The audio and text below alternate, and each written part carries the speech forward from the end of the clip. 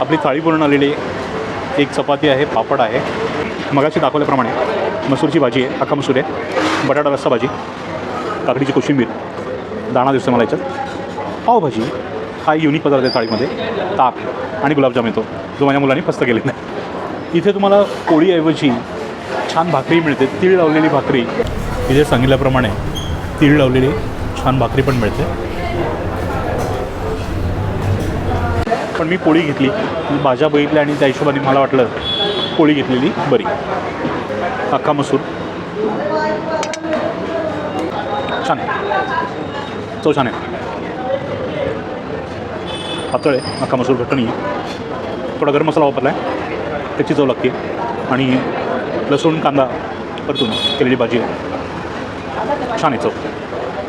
पुढची भाजी आपण बघूया, बटाटा रस्सा भाजी. पडलेला बटाटा रस्सा भाजी.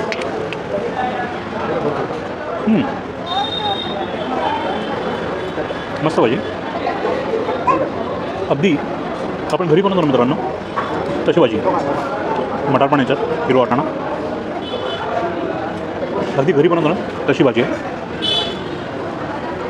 चला, त्याचबरोबर इथली तिसरी भाजी म्हणजे पावभाजी. हा काहीतरी एक युनिक पदार्थ मी पाहतो आहे थाळीमध्ये.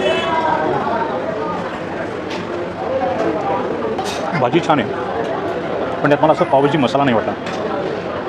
भाजीची चव छान आहे, तुम्ही जेवायला ती भाजी वापरू शकता, पण तो पावभाजीचा फील नाही मिळेल. कदाचित आपण पोळीसोबत खातो आहे म्हणून की काय, तो फील नाही आला. पण भाजी छान आहे. त्यांनी कोशिंबीर दिली, थंडगार कोशिंबीर.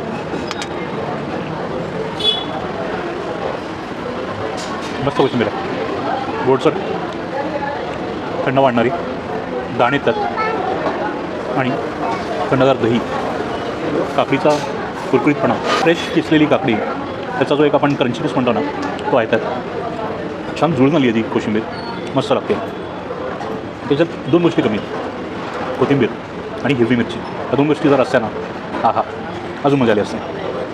एकूण आपण सगळे पदार्थ इथे घेतले, सगळी छान आहेत. अशा रीतीने मित्रांनो आनंद डायनिंग हॉलचं आजचं आपलं हे जेवण आपण संपवलं. एक एक पदार्थ खूप छान, घरगुती पद्धतीने एक एक पदार्थ होता.